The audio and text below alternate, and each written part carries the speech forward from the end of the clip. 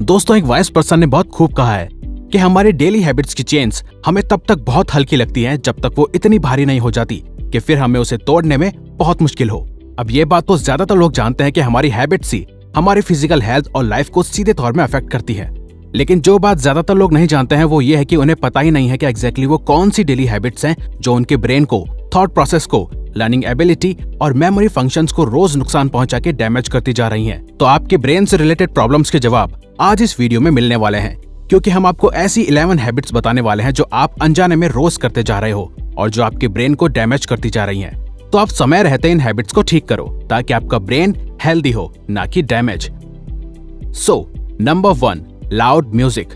अगर आपके कानों पे ऑलमोस्ट हर वक्त ईयरफोन या हेडफोन लगे रहते हैं और उसमें फुल वॉल्यूम पे आपके फेवरेट सॉन्ग्स, शोज या वीडियोस चलती रहती हैं, तो ये हमारी रिक्वेस्ट है कि आप वॉल्यूम डाउन करके अपने कानों में थोड़ा रहम खाओ। क्योंकि दोस्तों, रिसेंट स्टडी में पता चला है कि 30 मिनट्स तक बहुत ज्यादा लाउड म्यूजिक सुनना हमारी सुनने की क्षमता को हमेशा के लिए डैमेज कर सकता है। क्योंकि साइंटिस्ट का मानना है कि ठीक से ना सुन पाने की प्रॉब्लम कॉग्निटिव डिक्लाइन से सीधा लिंक्ड होती है और यही कम या बिल्कुल भी ना सुन पाना हमारे ब्रेन टिश्यूज में कमी का भी कारण बन सकता है। साथ ही अल्जाइमर्स होने का रिस्क भी बढ़ा देता है। एक्चुअली हमारे ईयर्स को अडेप्शन की आदत होती है, तो काफी देर लाउड म्यूजिक सुनने के बाद हमारे कानों को लगता है कि ये वॉल्यूम नॉर्मल है। तभी जो बैकग्राउंड में बज रहा तेज वॉल्यूम किसी के लिए नॉर्मल वॉल्यूम हो, वही दूसरे पर्सन को हद से ज्यादा तेज लग सकता है। तो आदत डालिए कि मौजूदा वॉल्यूम से आप 50% वॉल्यूम कम करके सुने। Number 2, over eating.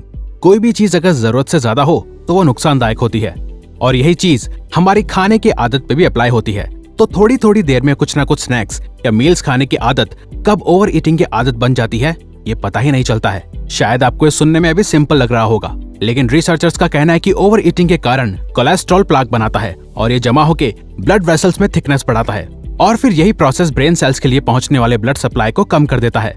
साथ ही ओवर ईटिंग अल्जाइमर जैसे डिजीज का भी कारण बनता है। यही ओवर ईटिंग की वजह से होने वाली ओबेसिटी के कारण लोगों का सेल्फ कॉन्फिडेंस कम हो सकता है और वो डिप्रेशन में भी जा सकते हैं। Number 3, not sleeping enough. Sleep बहुत ही इंपॉर्टेंट हिस्सा है हमारी ओवरऑल हेल्थ का, लेकिन अगर हिस्ट्री से कंपेयर करें तो वक्त बढ़ने के साथ ही हम ह्यूमंस ने अपनी स्लीप लेने की टाइमिंग को पहले से बहुत ज्यादा कम कर दिया है। क्योंकि सन 1900 में लोग लगभग रोज 9 घंटे की नींद लेते थे, तो वहीं सन 1970 में ये नंबर घट के 7.5 आवर्स में आ गया। CDC के एक स्टडी में 4,40,000 लोगों ने पोल करके बताया कि वो रोज 7 घंटे से भी कम सोते हैं, जबकि स्टडी शो करती है कि जरूरत के अकॉर्डिंग अगर नींद ना ली जाए तो ये हमारी कॉग्निटिव फंक्शन को कम करती है और एक्चुअली ये ब्रेन सेल्स को भी कमजोर करती है। तभी मोस्टली लोग लेजी फील करते हैं, सही से सोच नहीं पाते या कोई भी काम प्रोडक्टिविटी के साथ नहीं कर पाते। Number 4, not getting enough natural sunlight. जैसे प्लांट्स को सर्वाइव और ग्रो करने के लिए सनलाइट की जरूरत होती है, वैसे ही हम ह्यूमंस के लिए भी सनलाइट बहुत जरूरी है। सूरज की किरणों से हमें विटामिन डी मिलता है और यही सन रेज हमारे ब्रेन के जनरल कॉग्निटिव फंक्शन को भी पॉजिटिव वे में अफेक्ट करती है। क्योंकि सनलाइट हमारे ब्रेन में सेरोटोनिन नाम के केमिकल का प्रोडक्शन बढ़ाती है, जिसे हैप्पी हार्मोन भी कहा जाता है, जो कि हमारे मूड को स्टेबल रखने के साथ ही इम्प्रूव भी करता है। लेकिन अगर हम काफी टाइम तक डार्क प्लेस में ही बैठे रहते हैं और सनलाइट नहीं लेते तो ये आदत हमारी बॉडी की सर्केडियन रिदम को खराब करती है। साथ ही डिप्रेशन, सैडनेस, लेजीनेस या अलोन रहने का भी कारण बन सकता है। तो रोज कुछ देर सनलाइट जरूर लें। Number 5, too much stress. दोस्तों, सबसे पहले ये जानना बहुत जरूरी है कि हर तरीके का स्ट्रेस हमारे लिए बुरा नहीं होता। कुछ स्ट्रेस जैसे कि एक्यूट स्ट्रेस हमारे लिए जरूरी है, जो कि हमें सोचने पे मजबूर करता है कि हमारी लाइफ सही जा रही है या नहीं, या हमें हमारे गोल्स डेडलाइन पे ही खत्म करने हैं। लेकिन क्रॉनिक स्ट्रेस हमारे लिए सही नहीं है, क्योंकि ये एक हार्मोन प्रोड्यूस करता है जिसे कॉर्टिसोल कहते हैं और ये weight gain, digestive issues, hormonal imbalance, cancer और हार्ट डिजीज जैसी प्रॉब्लम्स क्रिएट करता है। क्रॉनिक स्ट्रेस की वजह से mental problems like memory loss, brain fog, anxiety और ओवर थिंकिंग जैसी प्रॉब्लम्स का इंसान बहुत आसानी से शिकार बन जाता है। Number 6, sedentary lifestyle.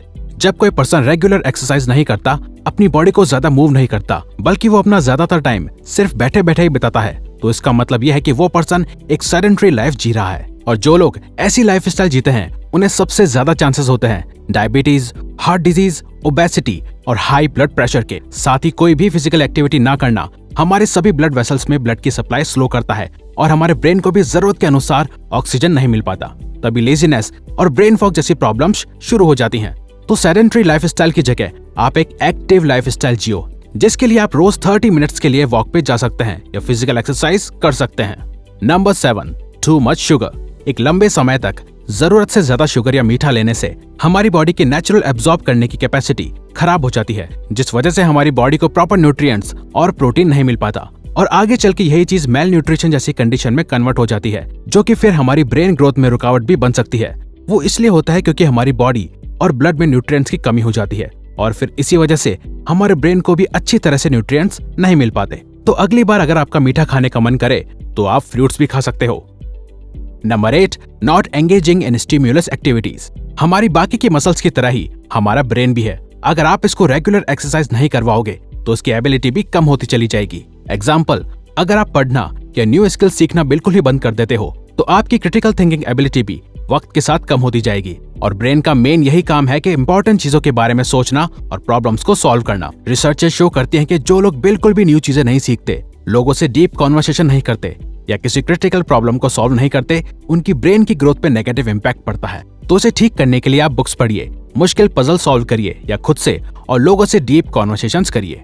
Number 9, not drinking enough water. एक नॉर्मल एडल्ट पर्सन की बॉडी में 60 से 72% के बीच पानी होता है, जिसका मतलब है कि वाटर हमारी ओवरऑल बॉडी में बहुत बड़ा और इम्पोर्टेंट रोल प्ले करता है।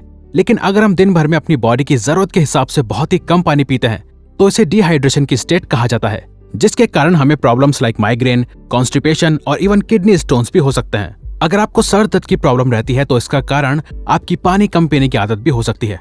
हार्वर्ड मेडिकल स्कूल की स्टडी कहती है कि डिहाइड्रेशन की वजह से हमारी बॉडी और मसल्स धीरे धीरे श्रिंक होने लगती है और अगर हमारी बॉडी में जरूरत के हिसाब से पानी नहीं होगा तो हमारी ब्रेन में सेल्स भी एक लंबे समय के बाद धीरे धीरे ड्राई होना शुरू हो जाते हैं। Number 10, information overload.